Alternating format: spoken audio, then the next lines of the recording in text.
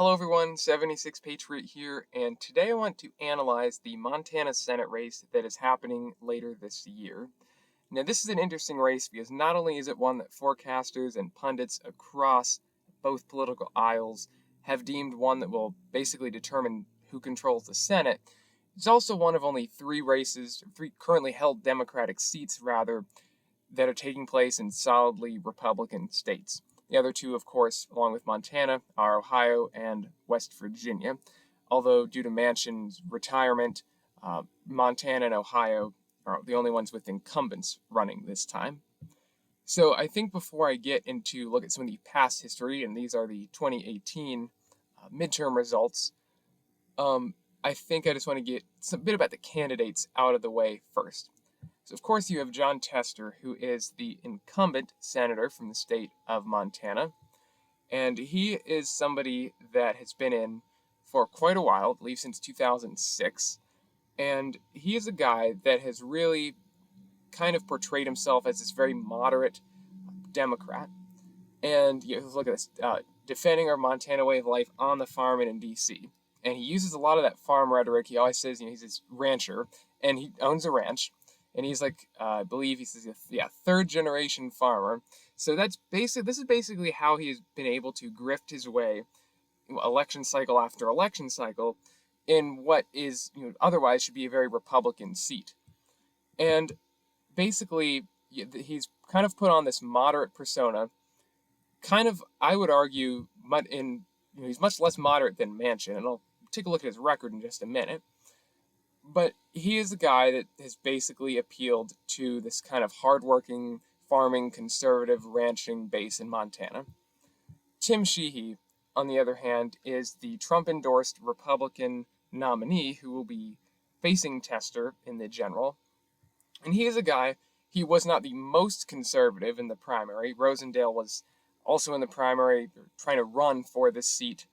He was actually the candidate rather than the last time Tester was up and lost to him. Take a bit closer look at that in a moment. And I did like Rosendale a lot. However, Sheehy, I feel like maybe a bit better suited to beat Tester in the general. And he is, an outsider. That's kind of the persona he's going for, and he legitimately is. He's a SEAL, a firefighter, Navy SEAL, a firefighter. And I think he's genuinely a decent candidate.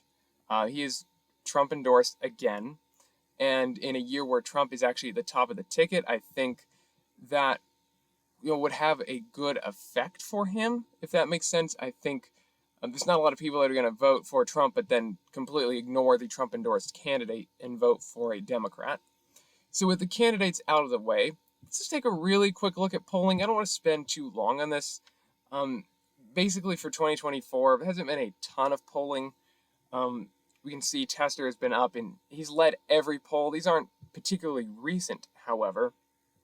And, I'm not going to deny that that's not a good look for Sheehy. However, polls in Montana often tilt towards the Republican kind of at the last moment. I remember this with Steve Daines, who was running against the incumbent governor, Steve Bullock, I believe, back in 2020. And a lot of people thought it would be very close. A lot of people thought Daines might even go down, and he won by 10. And so polls in Montana have to be taken with a grain of salt. Now, in 2018, they were very accurate, almost on the dot. They predicted Tester to win by 3. And I'm not the kind of guy that, I'm not trying to be like, oh yeah, let's focus on the polls if it shows Trump's up, and then try to cope if a Democrat's leading in this race and ignore the polls. I'm not trying to do that. However, I'm just saying there is a lot of other factors that need to be taken into account when looking at this race besides just polling. And because polling is limited, it can only tell us so much. At the end of the day, Montana is a very Republican state. And I'll get into talking about some of the more specifics and kind of mechanics of this race in a bit. But first of all, actually, let's go back to Tester's voting record just a little bit. And so this is on Heritage Action, a site that I love and use quite a bit. And they give, the average Senate Democrat a score of 6. So, he's been a bit better this session, and I'm not surprised because, heck, it's an election year. he's got to pivot a little bit to the right in order to win in a heavily Republican state. However, we can see his lifetime score is 8%, which is abysmal for a so-called moderate. That's right, basically, rank and file Democrat. And so this is, he's voted for several things that are decent, that Heritage Action, which is a very good source, deems good. Like this was a good one.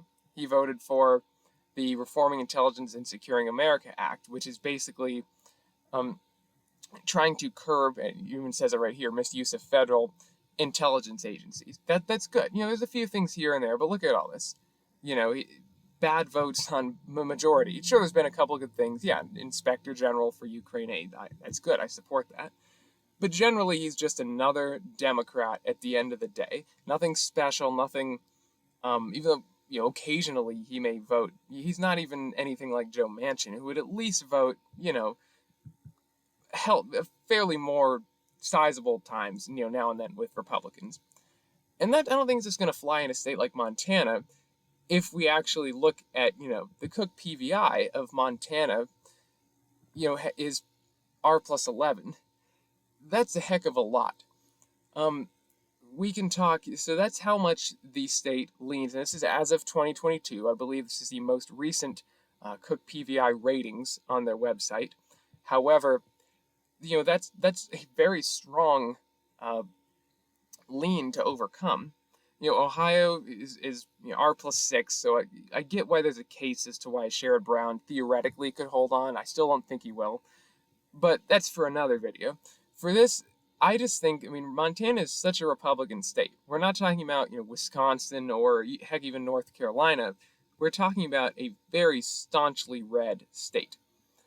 And sure, they have had a history of electing, they had a Democratic governor several years ago, but they are rapidly moving to the right. And if we actually look back at this election data right here, we can basically see that, well, actually, we can see Trump won the state by just over 16 in 2020.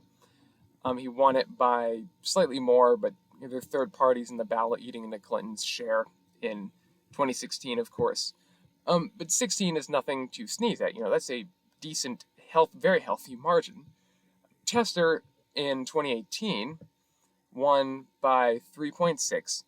And here's kind of the killer, in my opinion, for Tester, though, is that kind of the death knell, if you will, is that Tester has never been on the same ballot as, well, forgive me, he has once, but 2 out of his 3 election times, he has not been on the same ballot as a presidential candidate.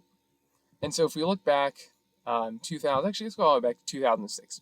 Tester has not been this big overperformer, powerful electoral juggernaut like everybody says. Sure, he might have a high approval rating, but approval ratings don't always mean everything. They have to be taken sometimes with a grain of salt. So he won by less than a point in 2006. Fast forward to 2012, he won by 3.7. This was, Romney would be on the ballot, and there was a heck of a lot of ticket splitting. 2018, fast forward, and he wins by about the same margin. Now, the thing is, this is a blue wave year. Remember, guys, 2018 was a massive Democratic favorable year, and he still barely won by just over 3 points. And Rosendale, you can argue, I like Rosendale. I thought he was a very good conservative candidate, but he was not particularly the strongest candidate and to run in the state. He did not run the strongest campaign at all. And so this, in my opinion, spells trouble potentially for Jon Tester, because he's running with Trump at the top of the ticket. And the amount of overperformance he would have to win, obviously, he would have to split 17 points. He'd have to run ahead of Biden.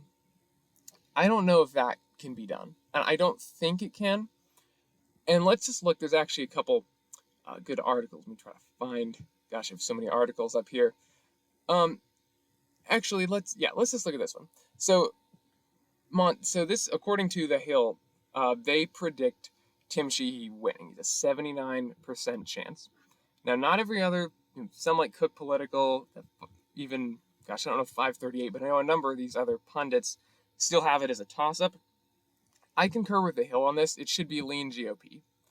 Um, yeah, this is the problem. If you look at this article, um, sure, he remains popular among his constituents, mainly probably due to approval ratings. But here's the thing. Yeah, Montana's consistently voted for Republican presidential candidates. I mean, they're a fundamentally Republican state. And he outran Obama by 17 points in 2012 and will likely need to outperform Biden by at least that margin in 2024. The problem is, if we look back at back at this in 2012, we can see Romney took the state by just over 13. So, sure, he's running 17 points ahead when he was winning by, you know, 3. The problem is he needs to run more because Romney won the state by less than Trump did. And I think Trump's going to do a fair bit better. He might take the state by 18 points. I would not discount that due to trends, due to a more Republican favorable environment. It's kind of expected to happen this year. So that means he even has to outrun Biden by more in the state. So that might be a Herculean task for Jon Tester. I'm not sure, honestly. But at the end of the day, I just think that Tester, even though he's kind of put on this moderate face and this moderate persona, I think the amount of ticket splitting would have to be, quite frankly, ridiculous at this point. I don't see a lot of people that are going to be, I'm voting for Donald J. Trump, and I'm also voting for a Democrat. I could be wrong. We could all be wrong. This site could be wrong. We could be in for a shocker. I just don't see that coming as of right now. So I would, kind of rate this as lean GOP, at least momentarily until we see any more concrete data or polling or, any other signs that there's any more of a Tester momentum. So that's basically it for this one, guys. I hope you enjoyed this. Let me know if you want to see me do more kind of videos that focus on individual Senate races. And thank you so much for watching. Have a great day.